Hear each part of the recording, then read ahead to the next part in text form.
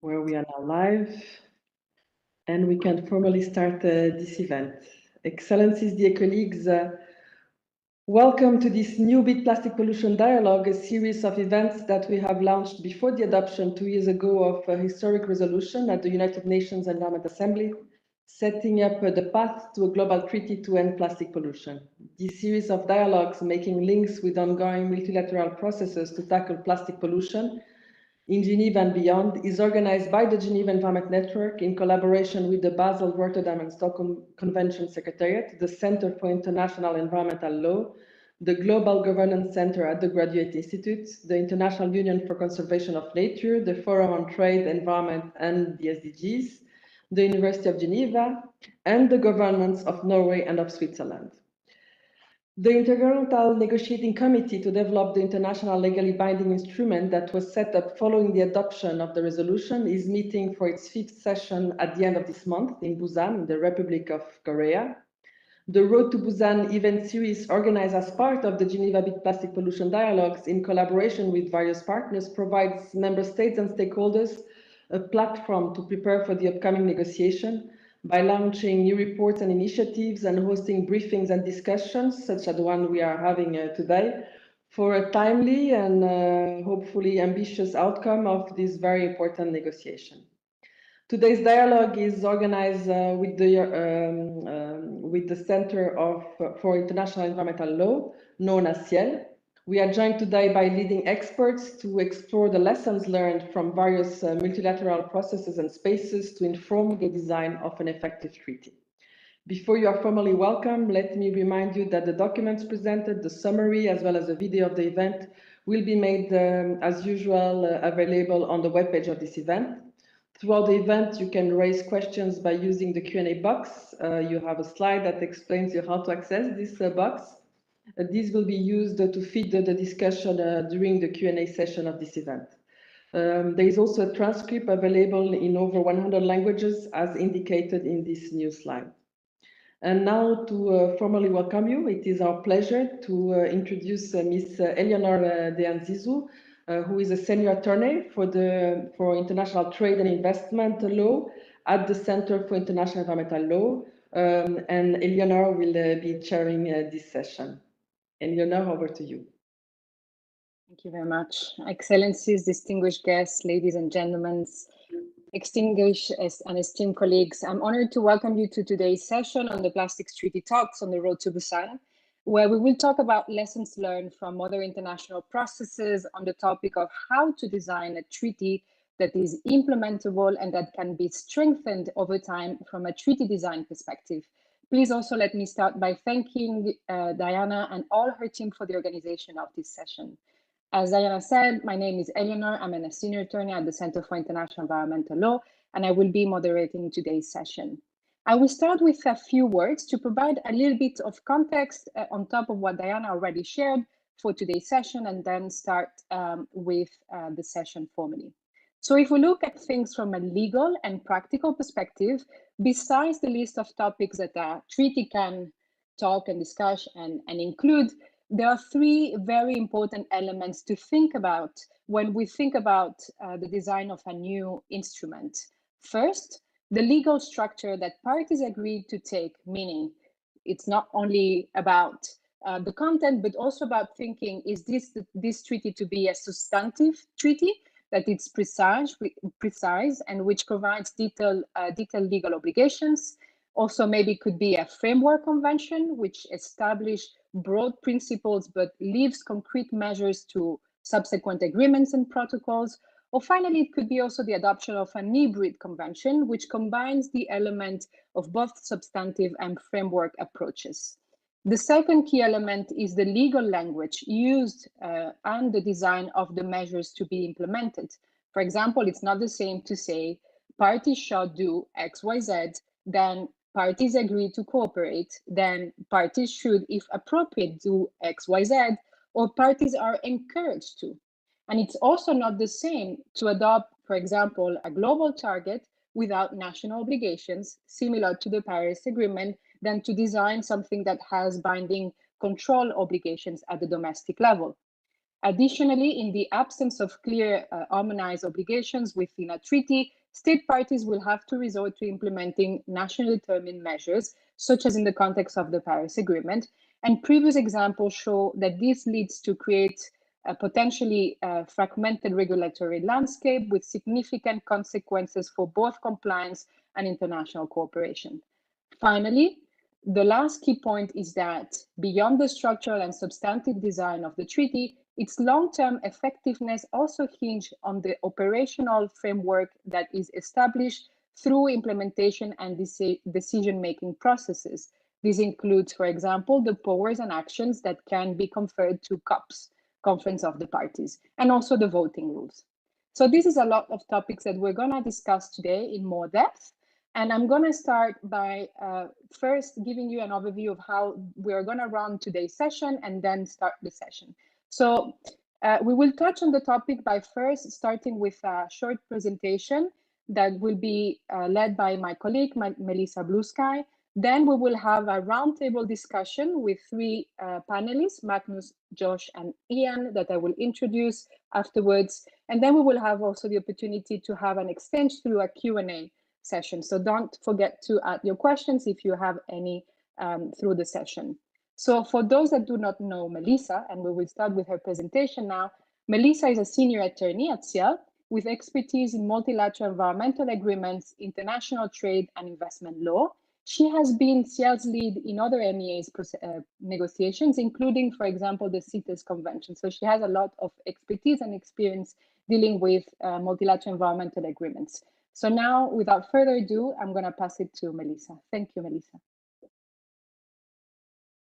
you so much, Ellie, and I echo your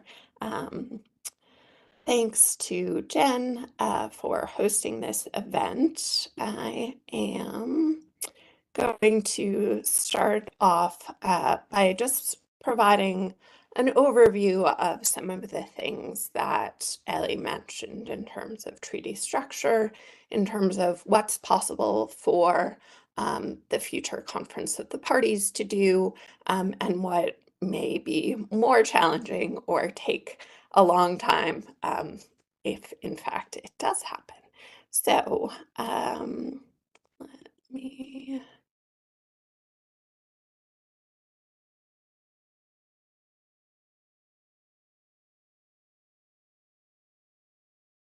Sorry, I'm just trying to move to the next slide, and it worked earlier, and now I'm having trouble, unfortunately. Let's see. Apologies. This always happens with the technical challenges, I think.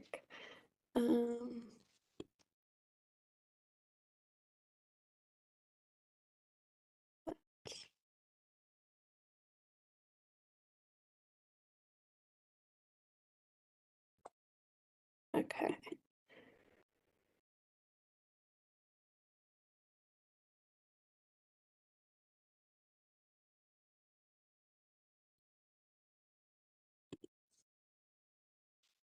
I am not sure.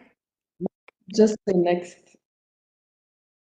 Okay, next. My apologies. My computer does not want to cooperate.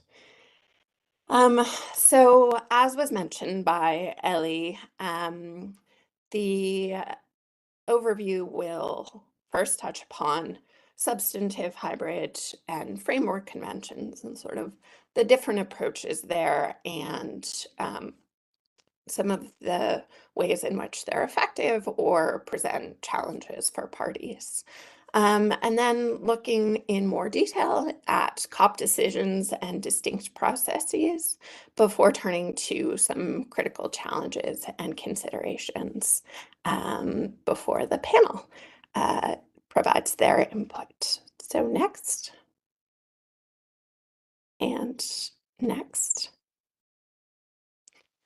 Great. So these are sort of generally the different categories of the conventions. And while some may say from the beginning, this is a framework convention or a substantive convention.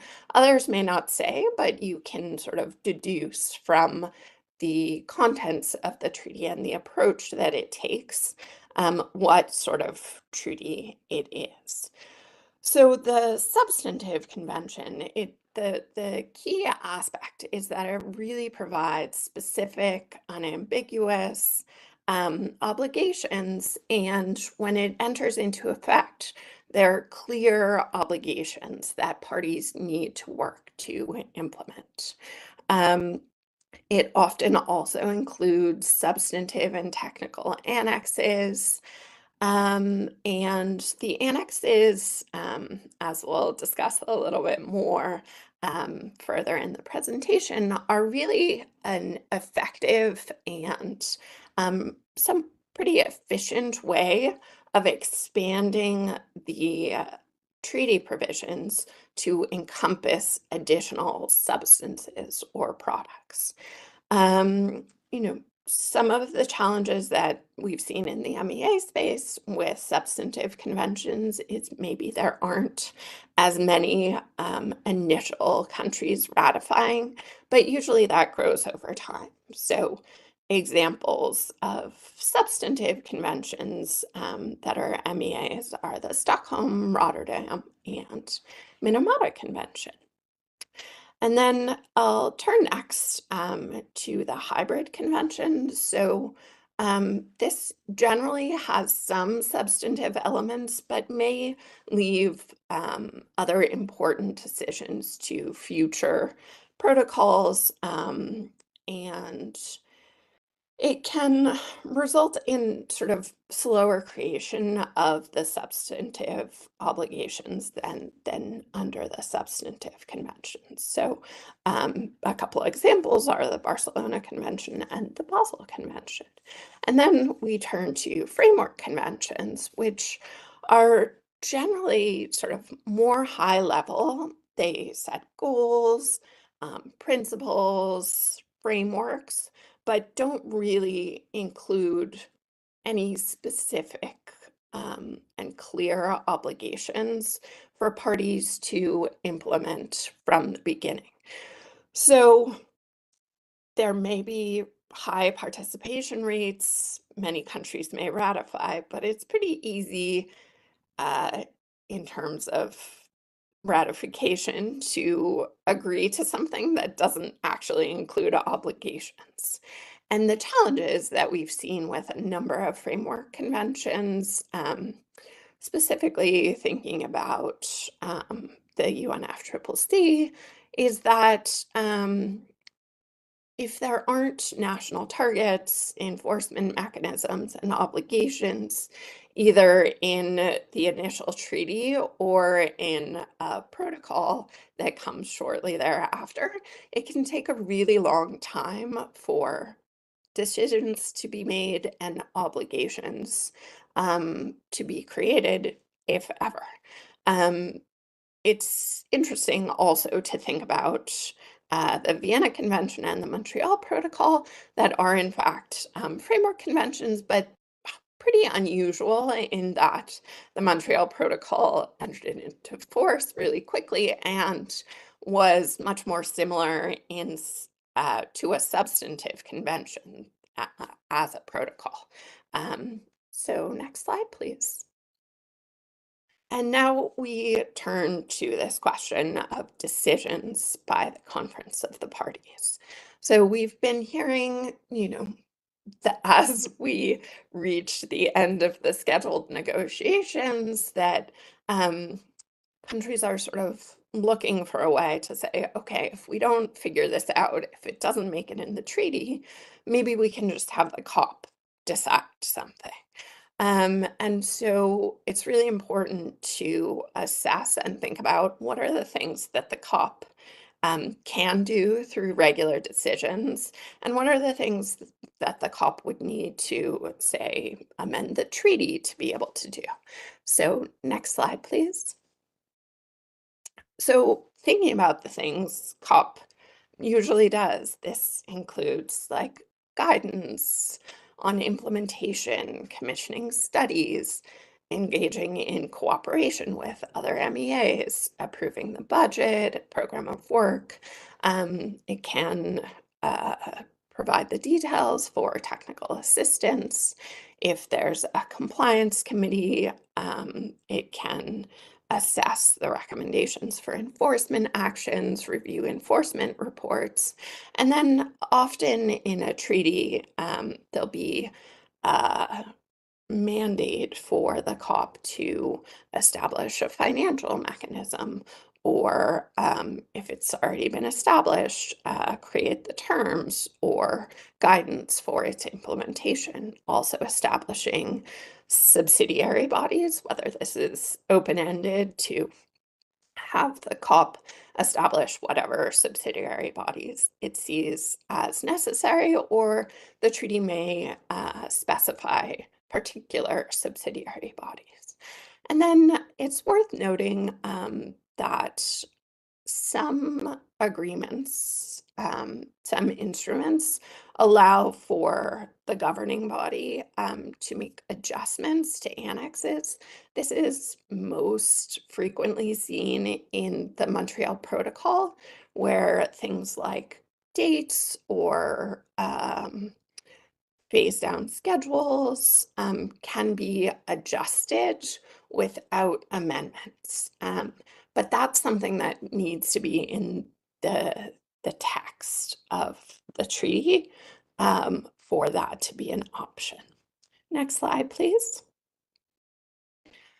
So moving on from the decisions that are sort of general, COPs very often take, to ones where COPs have either tried to take an action through a regular decision, or have looked at something that's been requested of them and said, actually, we're not able to do that.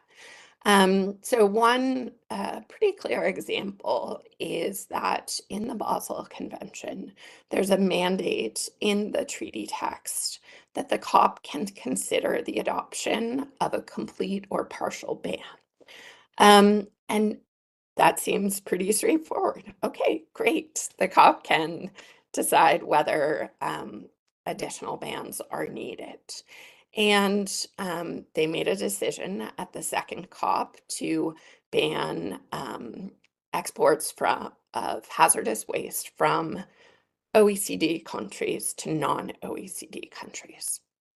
At the time, there were a number of countries that said, we agree in principle, but we don't think this is a decision that the COP can take. And then coming back to the very next COP, the third COP, they adopted the very same decision, but through an amendment. And a treaty amendment requires ratification to enter into force. So even though the parties adopted the ban at COP3, it took another 24 years to actually enter into force. So this is where we see, if there's questions about whether or not the COP can do something, it may result in the requirement that the COP take that action through an amendment, which may delay its effect. And also we see that under the Kyoto Protocol, Belarus wanted to be added to the annex of the protocol and to have an emissions target. But the meeting of that governing body, they said, actually, we appreciate that you want to be included, but we can't actually do that through a decision. And then the decision was to say, Belarus, we invite you to submit an annex amendment, which was then adopted at the next COP. Next slide, please. And then we move to these the actions that that can't be done through a standard decision of the COP. And these are usually have their own specific procedures that are laid out in the treaty text.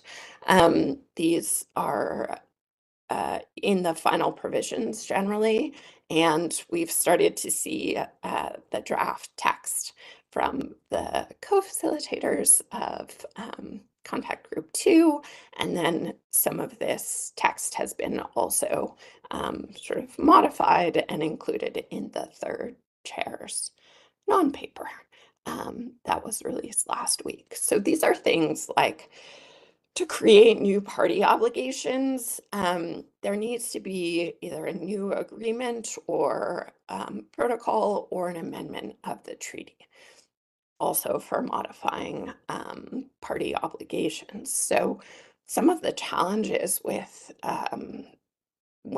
these actions is that for the new agreement, there may be the terms for adoption in the treaty itself, or it may be in this new agreement. And it really only applies to the parties that ratify, and very often, except for the Montreal Protocol, usually takes many, many years for the required number of parties to ratify. There's a specific protocol, the liability protocol under the Basel Convention, that in the treaty it said that the COP would consider and adopt it, which the COP did, but many, many years later, it still hasn't entered into force because not enough countries have ratified for that entry into force. So it can be problematic to rely on this idea of a future new agreement or protocol or a treaty amendment, because it's something where it's very uncertain and there's quite a high bar to first approve it, and then second to have the ratification. And it usually takes many, many years if approved at all. So I think that's sort of one bucket of these actions that can be challenging. And then on the other side, you can create a new annex or modify an annex. And this is also specified in the final provisions of the treaty. And while it usually requires a 2/3 or 3/4 majority, it's bracketed in the compilation draft, and then in the third chair's non-paper, it says 3/4 majority. And entry into force, I believe it's a year after adoption. And this is usually much quicker because it doesn't require ratification. And parties that don't want to be bound can opt out of either the new annex or annex amendment. It's also worth noting that some countries may say, when they ratify the overall treaty, that they no new annexes or annex amendments apply to them without ratification. So it's sort of like a preemptive opting out. But that doesn't affect the entry into force for other parties. Next slide. So I think some of the critical challenges that we see generally, and then also specifically with regard to the plastics treaty, is that there's certainly actions that would be seen as being obstructionist. So some states may either want to create a very weak agreement with no binding obligations or no agreement at all. And that's through procedural maneuvering and challenging the process that's a pretty effective way to delay progress on substance and sort of derail the negotiations, as we've seen. And then obviously, the last negotiation is scheduled for later this month in Busan, Korea. And there's this sense of that the INC is running out of time. We have to agree on something. And this, it may seem appealing to defer obligations to future amendments or protocols. But as I mentioned, this could really delay any concrete actions by years. And also, as I mentioned, sometimes, future proposals, which could include amendments or protocols or even annex amendments, might not have the majority support and either be withdrawn or fail to be approved through a vote. Next slide, please. So, I think some of the things that are important to consider are that this sort of hurdle that's put up of saying decisions have to be made by consensus. Sometimes this is by design, or sometimes it's a result of bracketing voting procedures that really delays and prevents action. And it disincentivizes parties to come together and find common positions and compromises if a single party can block the actions. And then, it's also important, some countries may be concerned by putting concrete obligations into the treaty that in this moment they are not ready to implement them. I think it's important to think about the timeline. It's usually at least 2 years between adoption at the diplomatic conference and entry into force of a treaty, because in this case, it's proposed that 50 countries would need to ratify before entry into force. And then, so in that interim period, there's a lot of work that's done to help prepare and support parties for implementation. And then it's a gradual process of implementation. The COP adopts guidelines and takes decisions to help countries implement the treaty obligations. And then finally, I think it's important to note, and we'll hear a bit more from our panel about this, that there have been a number of treaties that have found that they haven't completed the work that they have set out to do. They've made progress, but they're not quite there yet. And so sometimes an additional meeting for finishing negotiations can be a really effective use of time, because once the treaty is agreed, it's really difficult to make those changes. Next slide. So, I think from our perspective, it's really important to have a substantive treaty that actually has concrete and clear obligations so that parties know what they need to do when the treaty enters into force.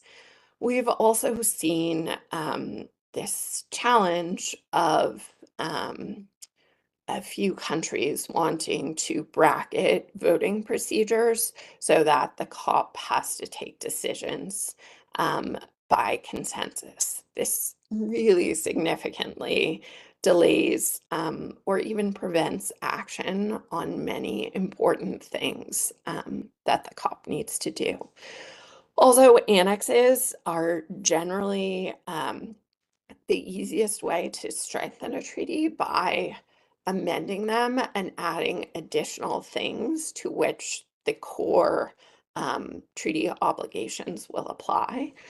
And I think it is important to think about how can we get the strongest treaty possible before adoption, and not just say how can we get a treaty that everyone agrees to, because that's a route to an incredibly weak and ineffective treaty. So next slide. With that, I'll finish up and thank everyone for your attention, and I look forward to the discussion. There are some QR codes, and we will share. CL has recently written quite a few briefs about some of these issues, and we also have some beautiful visuals that can save you time by looking at the visuals instead of having to read the long technical briefs. So thank you so much, and back to you, Ellie. Thank you so much, Melissa. And actually, our colleague Lindsay has been adding some of those links in the chat. So if you're interested in looking forward on the documents that Melissa just mentioned, they are available there.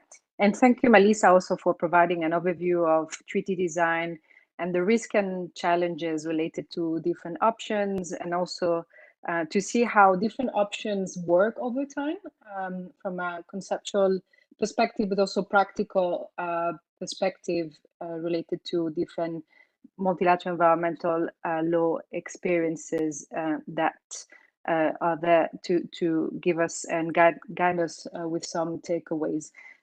We also now are going to turn into our panel. We have 3 panelists with us today. They all have experience relating to treaty negotiations.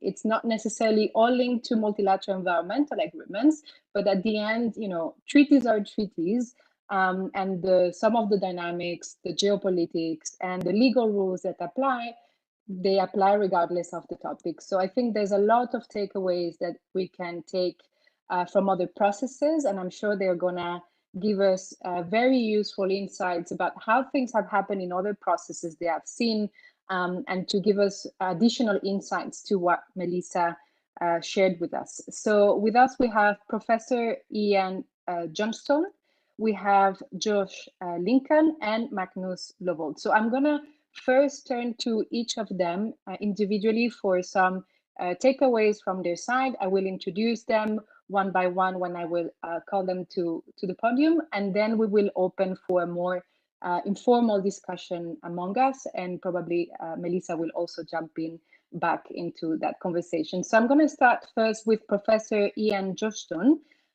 Professor, you are currently a professor of international law at the Fletcher School of Law and Diplomacy at Tufts University, and you have been also a faculty member for over 25 years.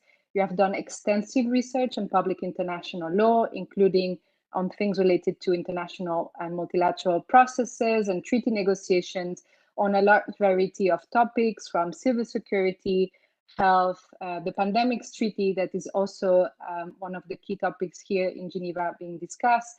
And you also regularly publish and teach as visiting professor in many universities, including NYU, the University of Toronto, and Jindal Global University in India. And you also previously worked as UN Executive Office of the Secretary General. So you have a lot of insight from the inside of the UN as well, and multilateralism. So I'm going to turn back to you to ask you, Professor, from your experience and your own reflections, what do you think about what Melissa shared with us, and what are your takeaways on the topic of treaty design and where we are today on the plastics treaty?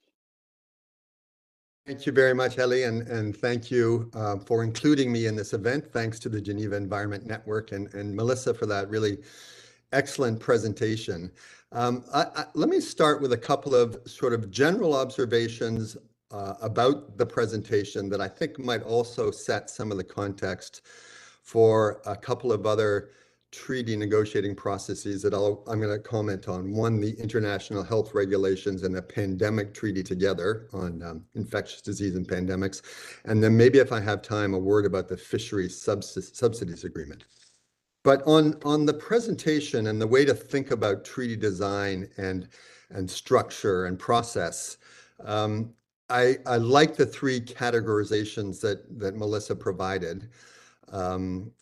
But I would add that, in a way, all treaties need to be thought of as living trees. Even those that seem to have the firmest, most precise obligations do have to evolve and perhaps be interpreted over time.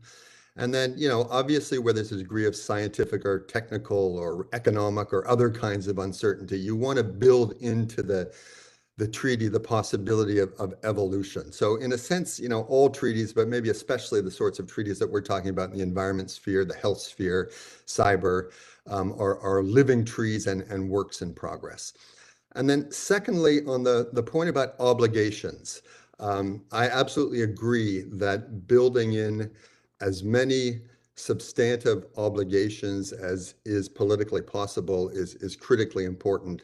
But just remember that even the notion of obligations is sort of on a spectrum. The world can't be divided between binding obligations and voluntary commitments, without understanding that the line between those is blurry. So, there's lots of international relations literature about the spectrum from soft law to hard law. And I think it's important that, even something that looks very firm, states shall guarantee the right to political participation, still leaves plenty of room for discussion and evolution as to what political participation means, or the right to health for that matter. And conversely, states shall endeavor to do something is not as strong as shall do something, but maybe the best that can be achieved given the degree of uncertainty and whatnot surrounding the obligation.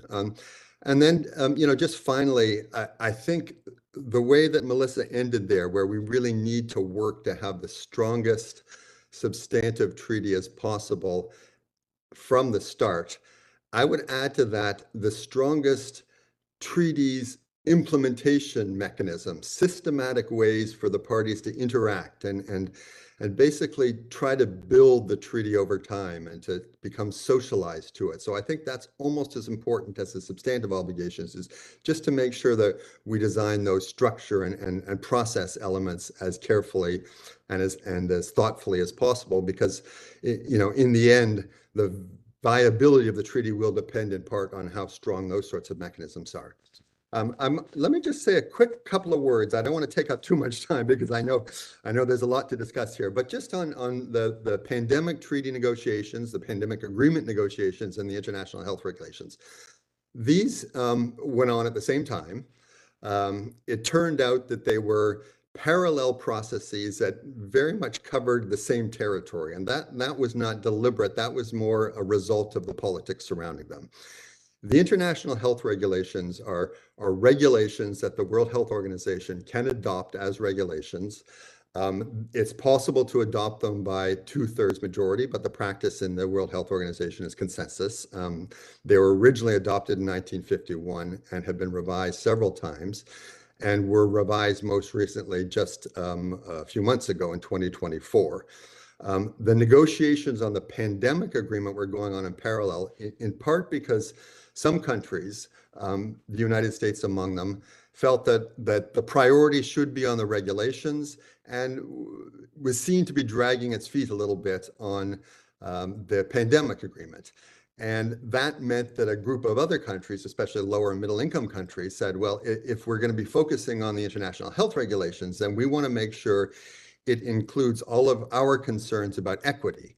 We don't want it just to be around health security, but we also want issues like vaccine equity and technology transfer and things like that to be part of the discussion. So you ended up with these two negotiations going on at the same time. Eventually, it became clear which issues would be covered in one and which in the other. But at the end of the day, they succeeded in an agreement on revising the international health regulations, while delaying or extending the negotiations on the pandemic treaty.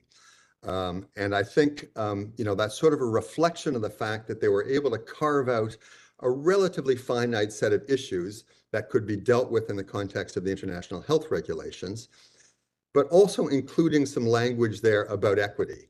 So it was a marker that then made it possible to shift attention over to the pandemic agreement, where the equity concerns would be much more front and center.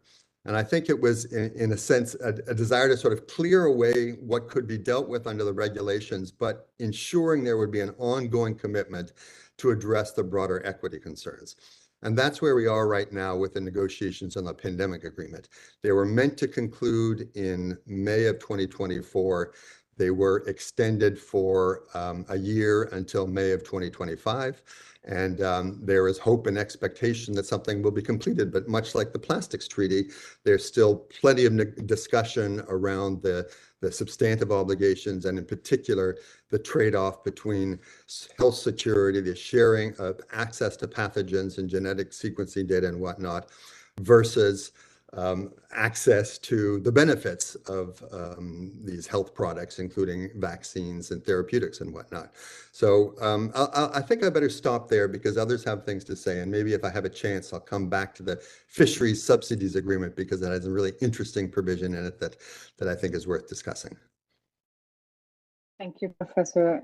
That was very insightful, and also really appreciate the idea and the metaphor of we have to think about treaties as living trees, that they need to evolve over time, and we need to make them functional from both a process perspective and structural elements. So that was very useful. Thank you. I'm going to turn now to Mr. Josh Lincoln.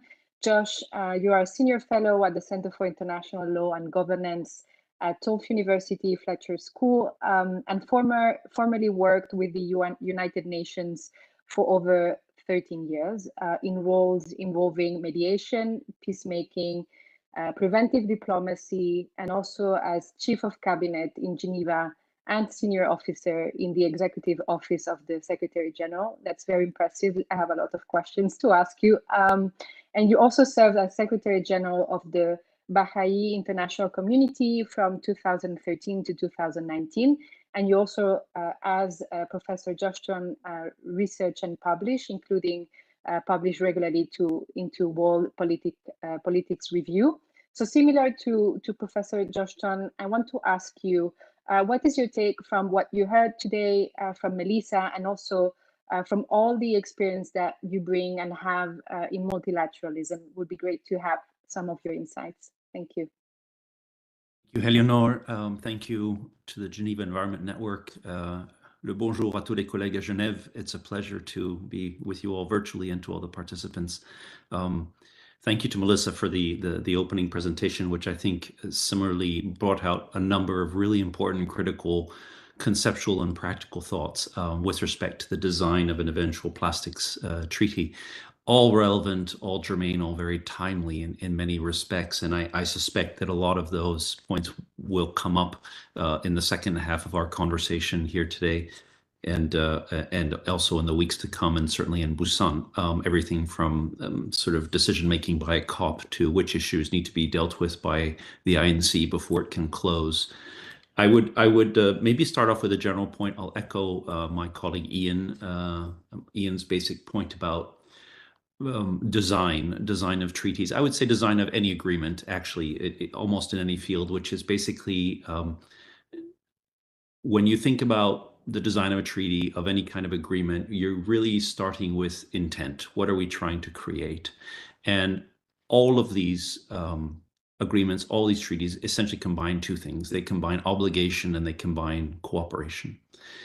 And the combination, the extent to which a treaty combines those two things, then normally affects or determines participation, which is how many countries, how many member states engage, and to what degree. And that in turn affects or has as a consequence the overall effectiveness of the instrument. And so design choices are really about cooperation and obligation and how you combine them. And it's therefore to carry the point that Ian made a little bit, it's sometimes, I find it useful at least, to think about treaty strength or treaty health along two axes simultaneously: substantive, which is to do the core obligations, and then cooperation, which is the implementation process, the structure for cooperation that is created. its strength and its flexibility over time. And you could take those kind of core issues, obligation, cooperation, participation, and effectiveness, and look at almost any process in any area and sort of track the evolution.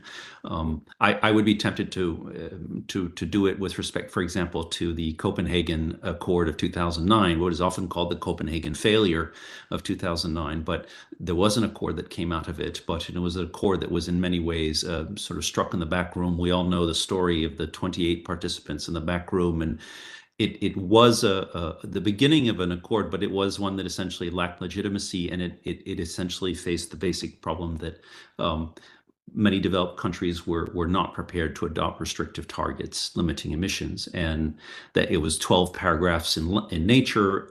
It was hammered out, and it was ultimately objected to, and therefore the conference only took note of it, and yet 6 years later, everyone was back in Paris. The Paris Agreement, the 2015 Paris Agreement, as we all know, and many of you know in far greater detail than I do, but advanced this new logic, this new idea of a sort of self-determined, national circumstance-specific goals and pledges and this was the formula to secure near universal participation. So it famously lacks an enforcement mechanism. It's based on the idea of coaxing countries towards greater levels of ambition. The positive result was near universal participation. I think by last year it had, 198 signatories. So an extraordinarily impressive large tent in that sense. On the challenge side, that new logic specifically has failed so far to reduce the gap between what are collective climate goals and individual climate pledges. And we could talk more about that in detail. But this is the NDC system as it's put forward, and the idea that countries bring to the table what they can confidently deliver, and according to a logic that ratchets up ambition over time. So the treaty really therefore coaxes states into iterative cycles of greater ambition. But the bottom line is that as we approach Paris +10 next year, despite 3 decades of negotiations on this and 10 years of Paris, we have not solved the problem of temperature rise, at least not to this point. NDCs 3.0 are expected and so on. But I think that the important thing from my point is to remember, and this is everybody needs to remember, that if you don't solve a problem effectively through an effective instrument the first time, the problem doesn't go away. And that is actually a headache for member states as well. So member states are now preparing 3.0 pledge NDCs. They're still subject to the social pressure of raising ambition, and that creates problems where some states are now willing, because of that pressure, to make commitments and 2050, 2060 pledges that actually might not be realistic, or certainly lack the kind of state level commitment and planning that is requisite for it. And at the same time, I think Eleanor referenced the problems around a fragmented regulatory landscape, increasing compliance costs, trade barriers. Essentially, if you don't resolve fundamental questions don't go away. And so 30 years after the start of that process, we are still dealing with fundamental questions that don't go away, even for those countries who successfully managed to push back questions around phasing out fossil fuels. I would say the same thing is true in the plastics crisis.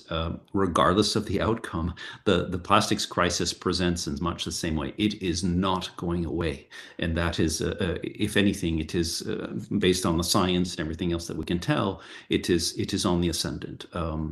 Rivers will have more plastic in them 10 or 20 years from today than they do today. The impacts on human health will be greater. Science will have done a better job to remind all of us, and therefore the fundamental pressure around this global problem will carry on.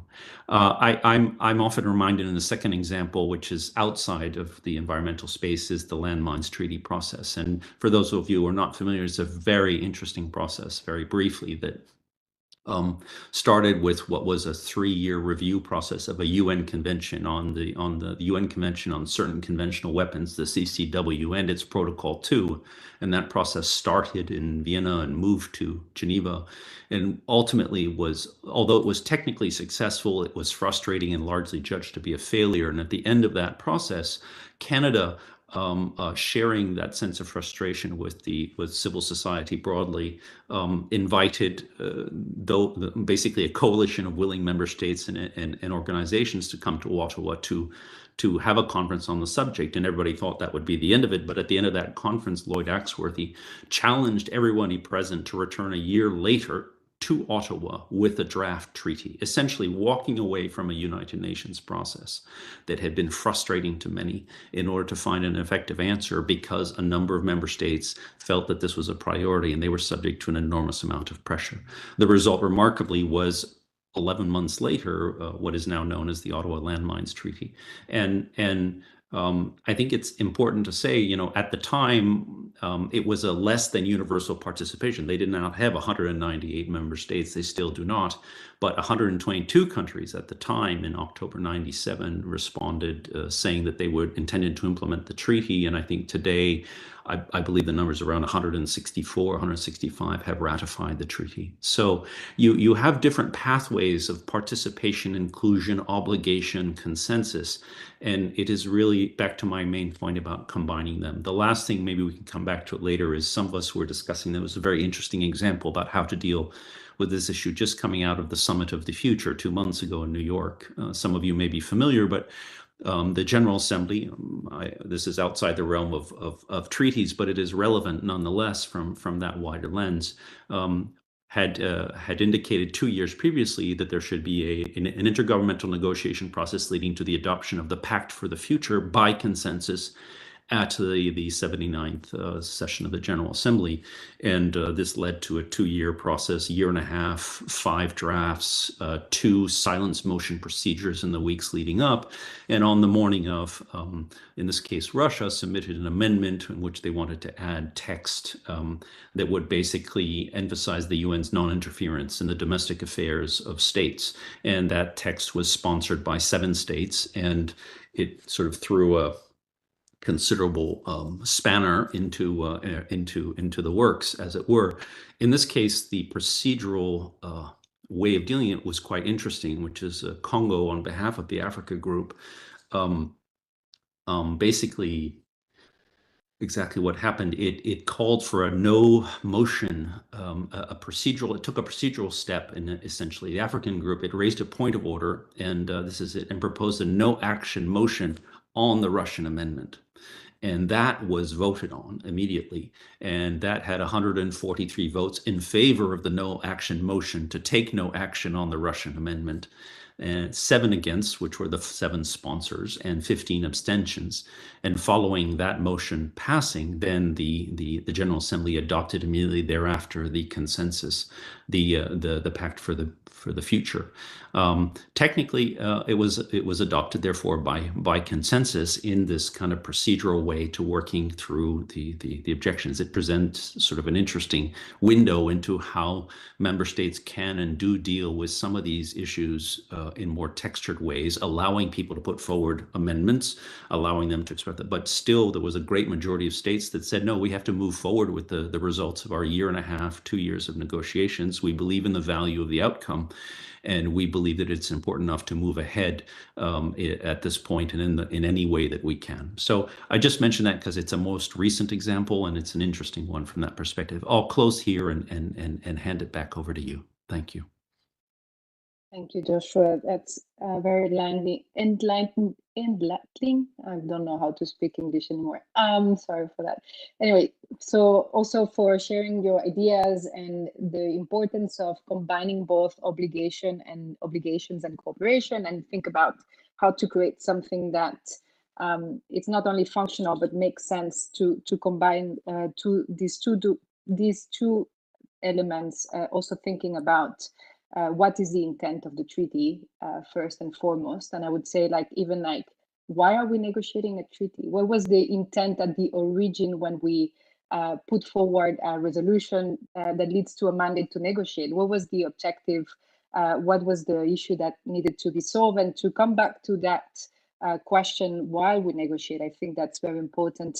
And also thank you for giving some additional insights in the context of the UNFCCC and the Paris Agreement and the limitations related also to national determined contributions. And I would say even like today, I think even in the context of the Plastics Treaty, there are so many discussions that are related about having a global target. And we don't formally necessarily speak about NDCs as under the Paris Agreement, but still many of the options that are on the table are about maybe a global target but with nationally determined measures. And it's basically the same type of structure that we see in a Paris Agreement style. So very interesting to hear more about, what are the challenges related to that and how it can also lead to fragmentation and trade barriers or challenges.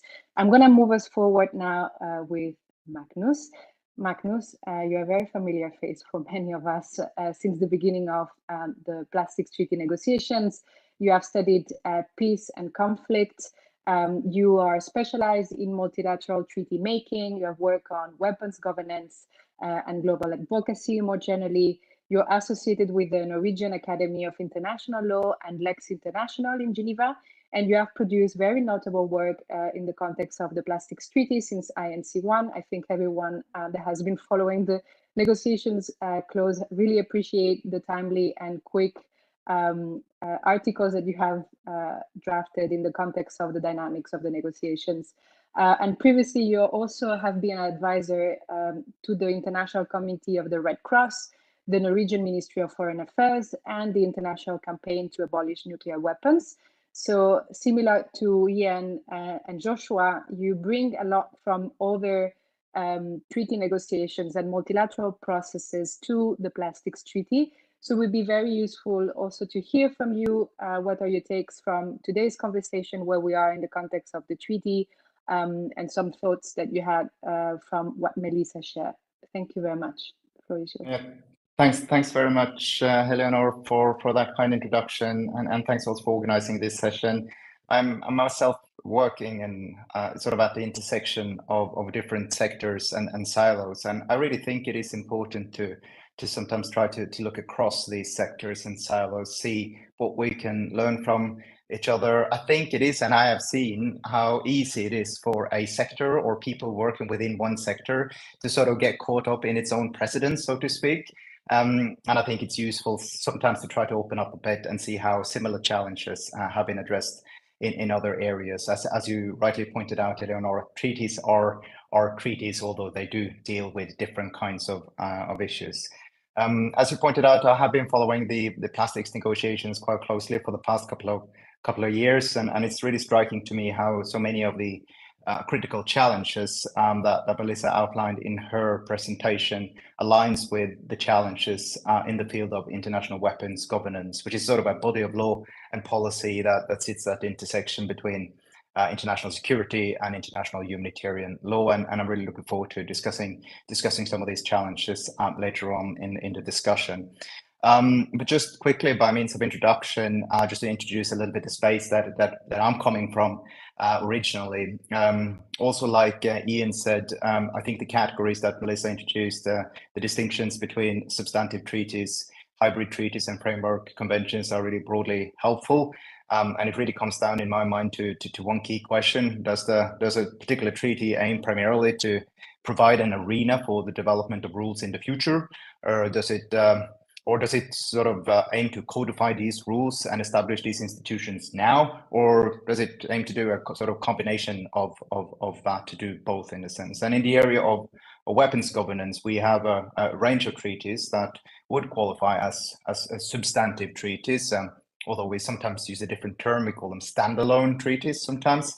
The Anti-Personnel Mine-Ban Convention that Josh mentioned and described very well in his intervention from the 1990s is an example. The Convention on Cluster Munitions from 2008, which was modeled very much on the Mine-Ban Convention, also fall into this category.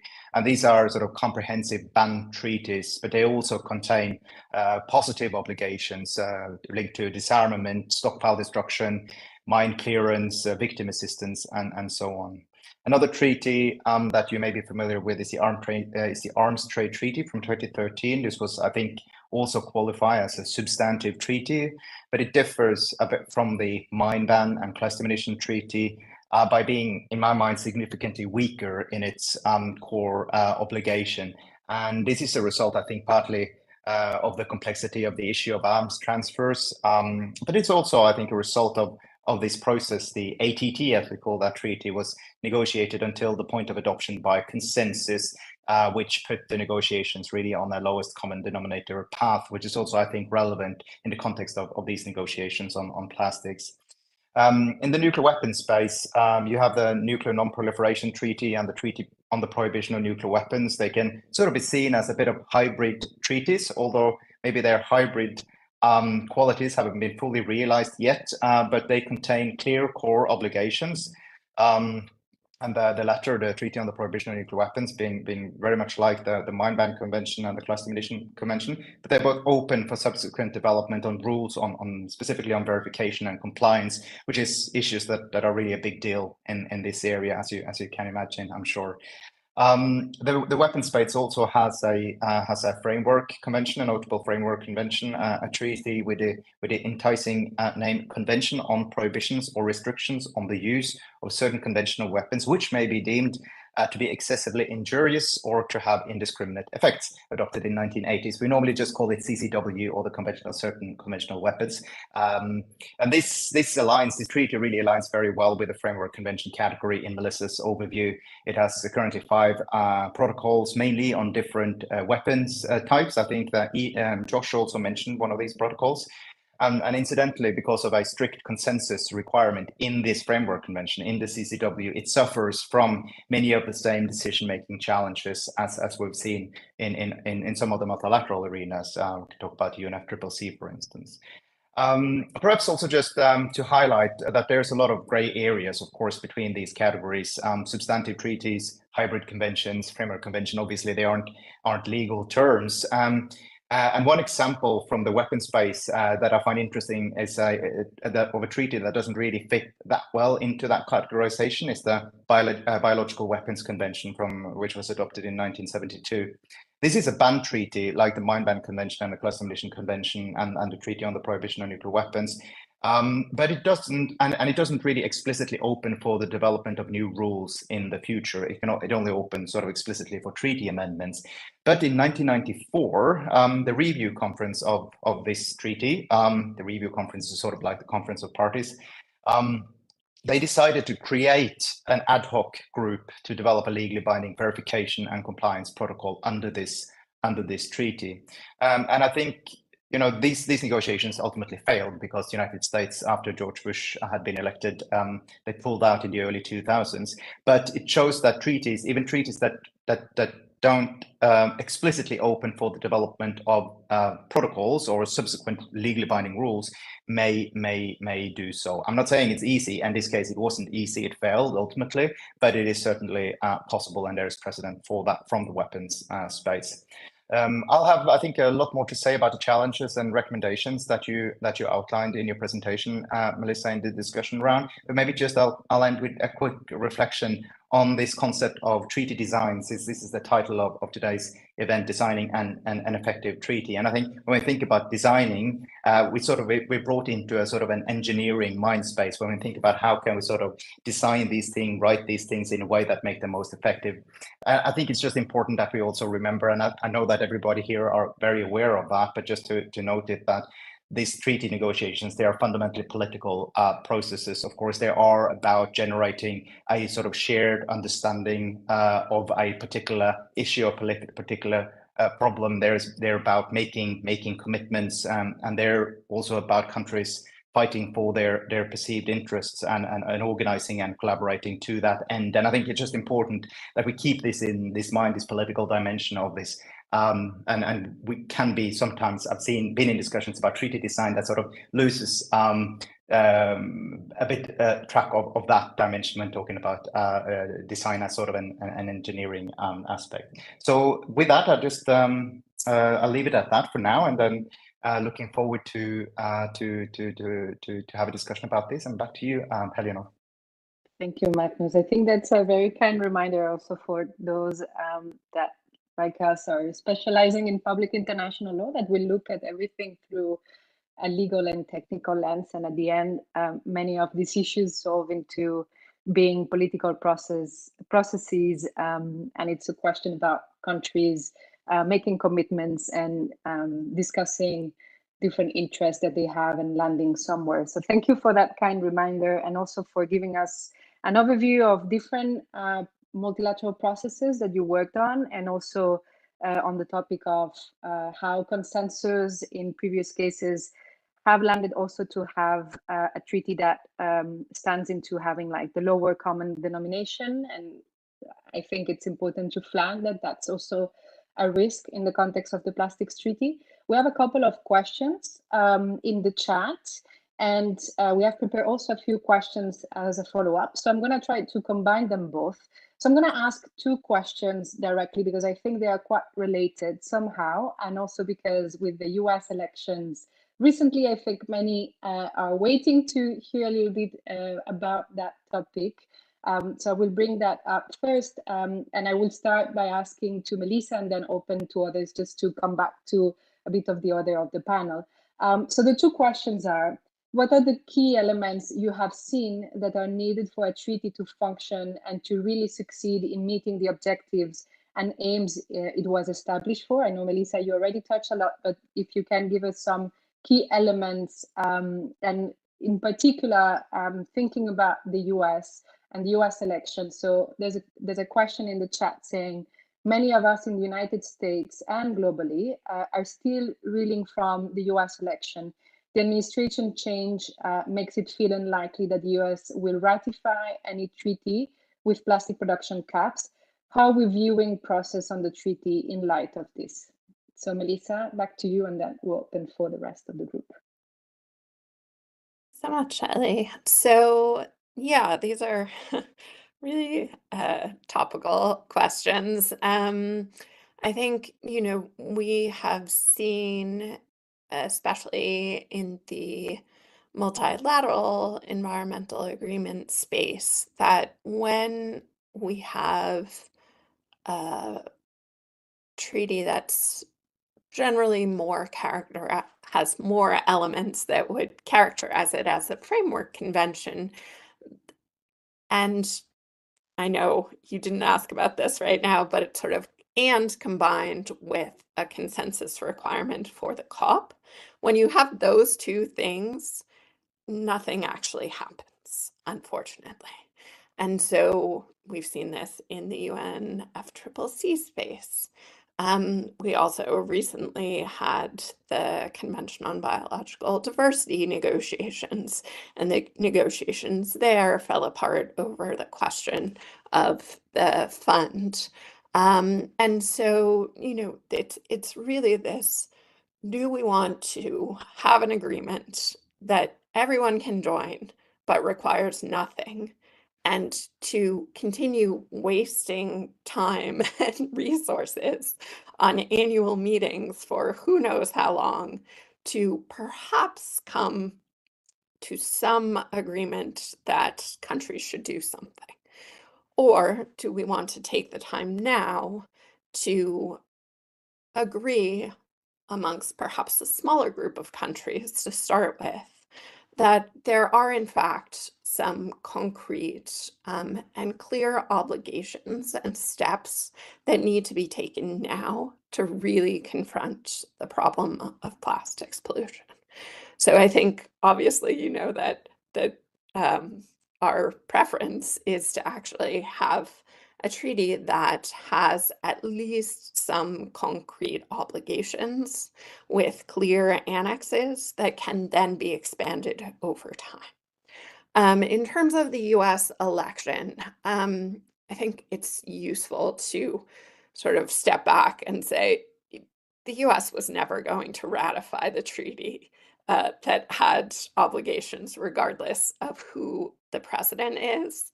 It requires 2/3 of the Senate, so 67 senators, to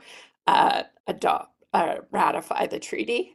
And so, I think it's also really important to remember that in Busan, it will be the current administration.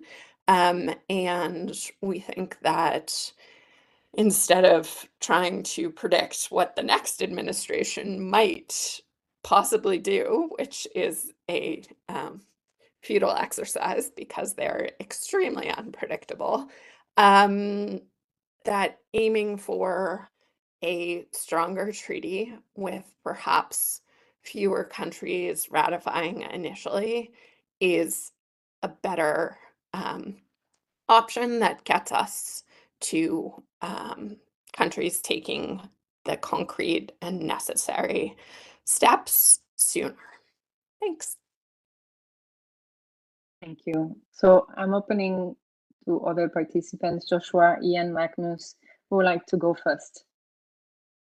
Otherwise, I'm going to call you out. I'll have to say a word about the U.S. elections, although I prefer leaving that to Joshua. I'm a Canadian, so I've lived in the U.S. for a long time, but I still don't pretend to fully understand American politics. But just to sort of reinforce what Melissa said is that I think from the U.S.'s point of view, with respect to both the plastics treaty and that pandemics agreement, the expectation is that they would be adopted by executive agreement, not requiring ratification. And that can be challenged by members of Congress, but it has been done in the past. The Paris Agreement was adopted by executive agreement. And so I guess the question would be, between now and the end of the Biden administration's term, which is now in January 20th, will the U.S. be in a position to agree to a treaty for international purposes, but an executive agreement for American domestic purposes?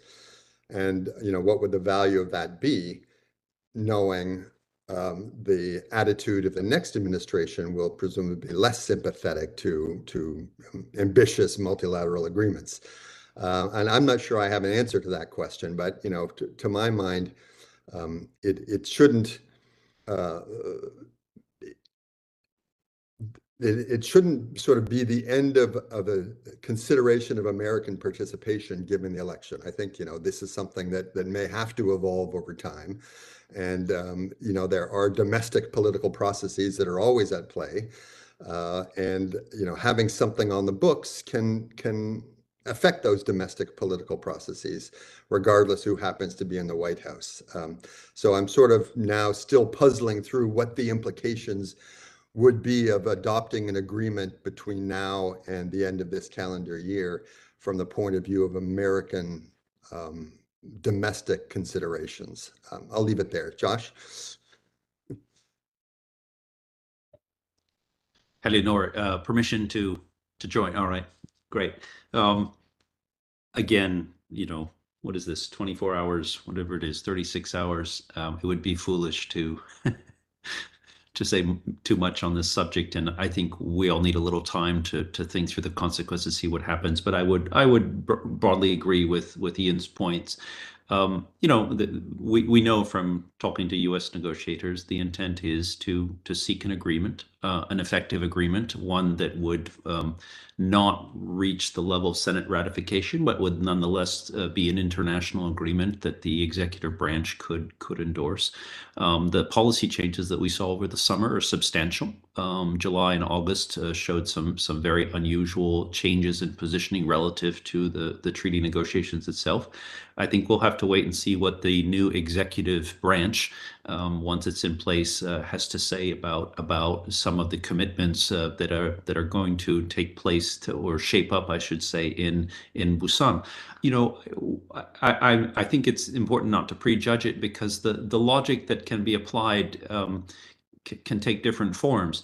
One of the most interesting studies from my perspective last year was WWF's study where they talked about the cost of plastic and how, you know, the kilo of plastic costs roughly $1 to produce.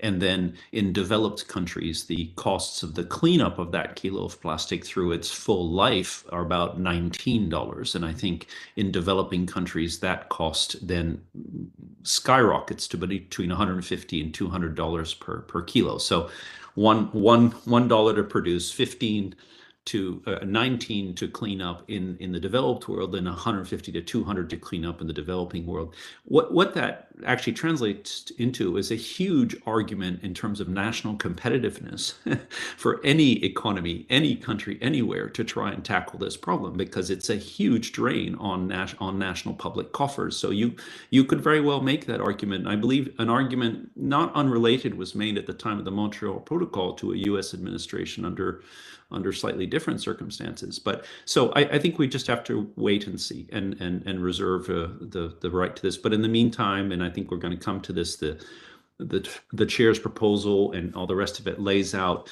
in a way, I think it's too early to talk about participation versus narrowness, because I think the framework that we've given going into Busan is now actually a very interesting one and allows for a range of options to come out of it.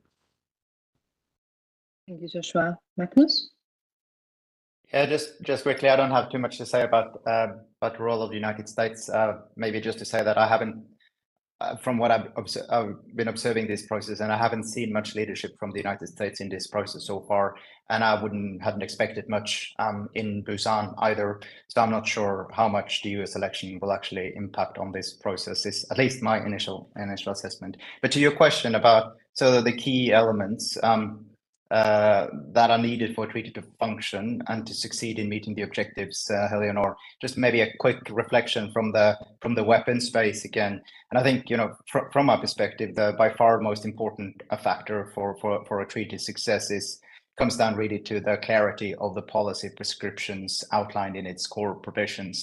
The clearer the treaty stipulates what states parties will have to do or refrain from doing, the higher the chance that it will be successful. And I would, in contrast, expect a treaty with vague and ambiguous obligations that leave a lot open for interpretation to be comparatively weaker, right, and less effective. And I just want to give one example from the weapons space. There's this treaty that I mentioned initially called the Nuclear Non-Proliferation Treaty. I find it interesting because it actually contains both a set of very clear, specific, unambiguous obligations and one very, very ambiguous. And these the unambiguous obligations, the clear obligation, it's a prohibition for the non-nuclear weapon states not to develop nuclear weapons. And this rule it's very clear. It's a sort of a ban for those countries, and it's been remarkable in its effectiveness, I think. Although some states have gone down that road of not joining the treaty, and one country has withdrawn. It is, I think, on balance, it's been very, very successful. It's very clear what that prohibition requires from states not to do, right? And I think that is one of the reasons for its effectiveness. In contrast, the treaty also contains an obligation that nuclear weapon states, basically the permanent members of the Security Council, that they get rid of their nuclear weapons. And this is formulated in an incredibly ambiguous way, and this has also been much less effective. As we all know, there's more than 50 years since this treaty entered into force, and these countries, they still possess thousands of nuclear weapons. So I think there's something there about the clarity of the policy prescriptions in the treaty, and I really hope that negotiators involved in the plastics treaty process look to these experiences and avoid building, to the extent possible, ambiguity into the provisions. Flexibility in terms of how to fulfill your obligation, yes, but ambiguity, no, would be a clear recommendation from me. Thank you, Magnus. That's super useful. So we have 12 minutes, and I intend to close us sharp on time. There's a couple of questions in the chat. I'm going to try to combine a few. I don't think we're going to be able to go through all. So please, if you have technical questions, I've seen a couple on COP decisions, do not hesitate to send an email.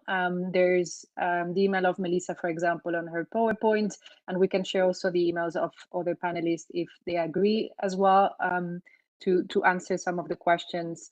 So please do so. I'm gonna ask everyone a question. I'm gonna start by Magnus. Please try to not be too long, so we allow everyone to speak. And the question is, there's a chaired third non-paper which was released last week.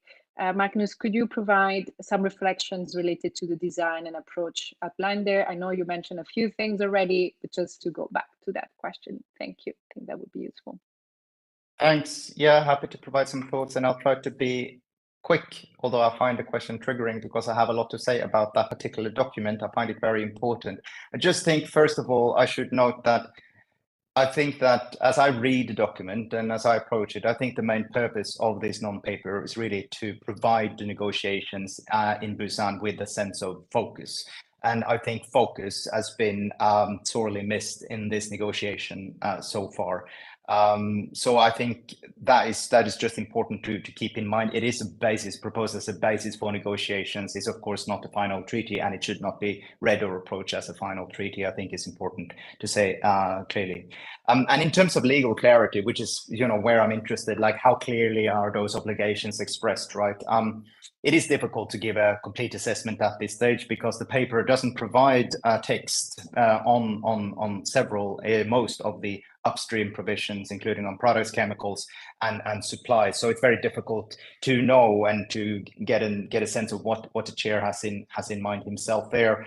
But it will also depend on, of course, proposals that are coming from the room. But where text is provided, it is my sense that the non-paper seeks to provide, how to put it, legally binding obligations for those areas where national circumstances are sufficiently aligned for the development of common obligations. And Article 8 in the non-paper on waste management, for example, while giving states flexibility in terms of what exactly to do, it makes it clear that parties have a legally binding obligation to manage plastic waste in an environmentally sound manner. And similarly, Article 7 on emissions and releases makes the management, reduction and elimination of plastic leakage into a clear legal obligation. So there are some very clear obligations there, but it provides flexibility to parties as to how they are going to implement it. And of course, you could the articles could outline more clearly exactly which measures parties should take to achieve these goals. And the question for me really when reading this is whether the process so far has provided sufficient clarity and alignment on these exact measures, or whether they will have to be further detailed in the implementation phase of the treaty. And again, there is really nothing. I know that it's sort of an expectation that these implementation measures or things that will be developed after the treaty has been adopted, that these will be sort of non-binding guidance. But in my mind, there is really nothing preventing the states party from making the implementation of more specific measures legally binding. And as I mentioned, there is precedence for this in other spaces. So this is just a couple of the elements. Of course, I see on product design, a different approach is taken, but I do see a clear ambition in the non-paper to propose clear legally binding obligations where possible. And the approach is clearly not. It could have been different, but it's clearly not simply a sort of a smorgasbord of policy options, which I think is sort of the big fear that many of us have when it comes to this treaty. So yeah, some thoughts on that from my side. Thank you, Magnus. That's very useful. Ian, Joshua, any reflections? I'll just comment on one aspect of the paper that I was actually very impressed with, which is Article 13 on the Implementation and Compliance Committee. And it's actually got three elements which to my mind are critical. One, the members of the committee are independent, not government representatives.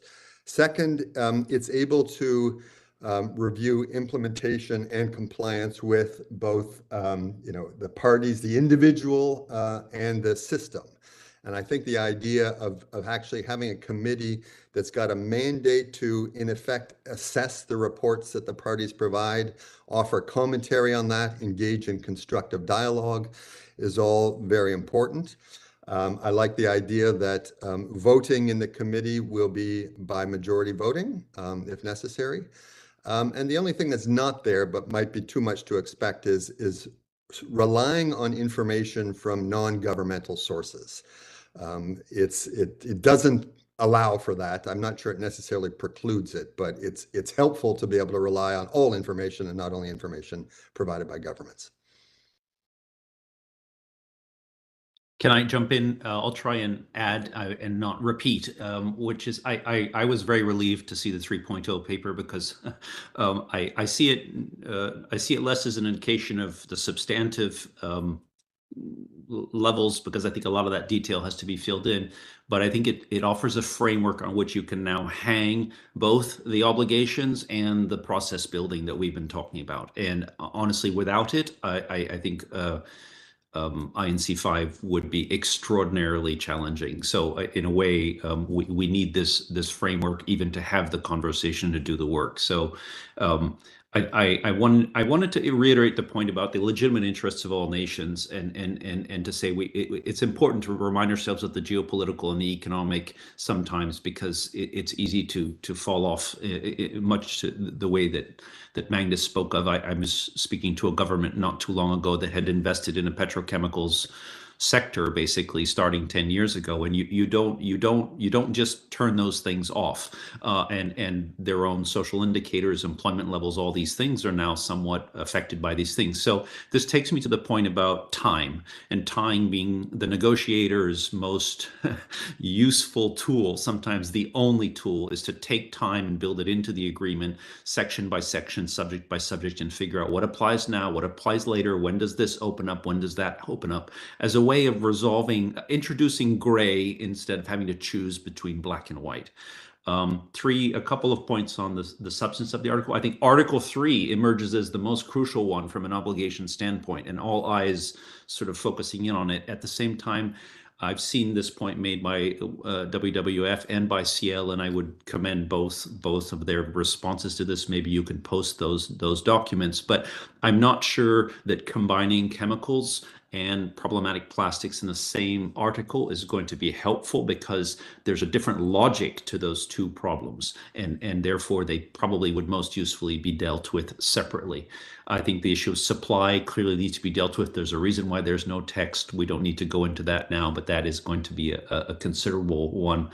Product design, again, the interesting thing that is about the plastics process is that business is actually split. I was trying to remember another example of this. Business is split between the sort of big oil and petrochemicals and brands and products who actually want a regulated future, at least to the extent that we can. You can look at all the work by the different business coalitions. So this question of product design presents in a very unique way. It's stated as an option, or as I think the language is may in this one, and I think the question really is, can we move to should and shall in that respect? The exceptions and the derogations, again, this is where use of time and understanding and different circumstances, national circumstances, needs to be combined creatively. But I think the draft now suggests that it's beginning to point to that. Let's basically saying, let's think through these options according to those. Three things that I think are missing. One is the COP decision making, really this problem of it being consensus based. The point has already been made by Melissa. The sort of, we can call it the current standard is probably the BB&J standard now, and the best performance standard, and we should be perhaps explicit about trying to move it to that standard in terms of COP decision making. The two things that I see missing, human rights language has kind of almost dropped entirely. I understand that this is not a full draft, but the importance of the human rights language and framework and thinking about it in those terms, particularly in light of the General Assembly's decision of 2022, which coincided with the start of this process, which again makes it unique in some ways. And the last thing is scientific input. I did not see a clear place for scientific input, even though it is implied in some of the various review and assessment and annexes and work of the COP. I think it is, I suppose, potentially one of those subsidiarity bodies that could be created by the COP. I would ideally like to see it created by the INC, perhaps affiliated or under the implementation committee. But it seems to me that the case of plastics, the science horizon over the next 20 to 30 years is going to continue to move the front line of science, and so the treaty has to create a place for scientific input to be able to contribute to all of the different questions that come up through the life of the treaty. So that would be my thought on that. Thank you. Thank you, Joshua. Melissa, anything to add? You have a minute and I will close. You can close. Okay, easy. Thank you. So thank you to all our speakers and participants for contributing to such an insightful and comprehensive discussion. Please do not hesitate to reach out to any of us if you have questions. There's a lot to unpack on today's conversation, and I know there's a lot of more detailed questions that have been raised either privately or directly on the chat. But perhaps just to say that I hope that today will have given you a bit of a perspective of how treaty making works, even if I know everyone that is attending the INC, of course, is very familiar, but to think a little bit more about what are the consequences of different pathways and what does really make a treaty effective. And we have heard a lot about process, we have heard about content, we have heard about language and the differences a little bit around soft law and going more into hard law and the gray zones, the timelines, the opportunities, the challenges, the voting rules, very important, and also to keep participation of stakeholders and different constituencies. And probably some of you have seen actually that the legal team of the Aarhus Convention has been circulating information about this. So very important to ensure that there's meaningful participation in INC 5 in Busan. And also we have heard a little bit in passing some of the challenges of not having an effective treaty and not to have the measures that are legally binding at the national levels. Some of, for example, being trade distortions and what I like to call a regulatory mess that we have seen in the context of other treaties. So I hope you will take back home a lot of this information, and we will see you in Busan for those that are there. Safe travels, and thank you very much again for your participation and to all the speakers for their insights. Thank you. Let me also thank you, Eleanor, for the moderation of this event. We also encourage all the participants to share the link of this event with those who were not able to join us today. This event has been streamed, and indeed a lot of people regularly come back to watch this session. So also thank you for them for watching this the video of this event later. We just wanted to bring to attention 2 more sessions on the road to Busan that we are hosting. One where we on Tuesday at 3 p.m. Geneva time, where we are going to discuss recycling issues, related issues, and one that is taking place on Thursday at 2 p.m. That one is also in Brit, so who is in person in Geneva can join us at the International Environment House, and of course will be also online. And in that one we are going to discuss health issues. So looking forward to have you on board at these events or at other events that we are organizing. And thank you all for being with us today. Thank you, Diana, and all your team.